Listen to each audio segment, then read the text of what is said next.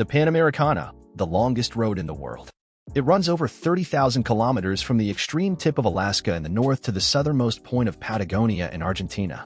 It crosses a total of 17 states and serves as an important link between North and South America. However, at one very important point the road is still interrupted today, and it ends rather abruptly in both directions. We are talking about the Darien Gap, one of the most dangerous regions on Earth. Often referred to as the Green Hell, the region is located between Panama and Colombia and is the only land link between North America and South America. But why is it that, despite the latest technology, this region has still not been conquered? What secrets are hidden in the Darien? And why is it considered one of the most dangerous regions in the world? We take a look at all these questions in today's video. Have fun! The Darien has been attracting adventurers from all over the world for centuries. The first to land near today's Darien region were the Spaniards. The Spanish explorer Vasco Núñez de Balboa reached Panama for the first time at the beginning of the 16th century, and he was also the first European to reach the Pacific side of America. He founded the city of Panama City there, which subsequently developed into one of the most important transshipment points in America. The gold and silver from Peru was handled in the city and transported from there to Spain. The region further east of Panama City was neglected by the Spanish for a long time. And here the Scots saw a unique chance to enter the European colonial policy and to found their own colony for the first time. So in 1698 the Darien program was born and a large Scottish fleet finally reached the area and started to establish a settlement. However, things turned out differently than planned. The Scots were the first to feel the pitfalls of the Darien. There is one of the densest jungles in the world, with dangerous swamps, deadly animals, mosquitoes, and terrible diseases. So the plan was abandoned after only 2 years, and the few who survived had all returned to Scotland.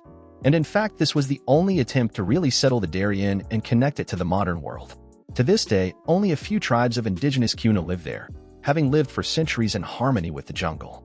Thus, to this day, the Panamericana ends in the small town of Yavisa and does not begin again until it reaches the port city of Turbo in Colombia, 100 kilometers to the east. Everything in between is virgin forest and largely undeveloped.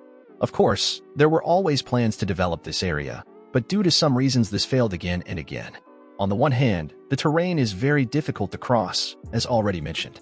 It consists of dense rainforest, deep swamps, and numerous watercourses and elevations.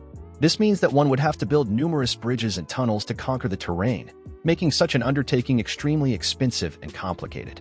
Of course, the numerous tropical diseases would further complicate the construction work. Health experts also worried about the spread of foot and mouth disease toward North America if unlimited livestock could cross this threshold between the two continents. In addition, numerous terrorist groups, human smugglers, and drug mules now operate in the area, using the remoteness for their dark schemes. By the way, the first time someone managed to cross the area by car was in 1960, but the 100 kilometers journey in a Jeep took a total of 5 months. I think that illustrates again the pitfalls of this region. Meanwhile, the Darien is becoming one of the most important migration routes to North America. While an estimated 10,000 people were smuggled through the jungle annually until 2021, this number increased to over 90,000 in 2021. In the process, numerous migrants lose their lives on this route or are attacked by terrorist groups along the way. The Darien is therefore really not a region into which one goes voluntarily, and it does not bear the title of one of the most dangerous regions in the world without good reason. Nevertheless, today it magically attracts adventurers and extreme athletes from all over the world who want to conquer this green hell.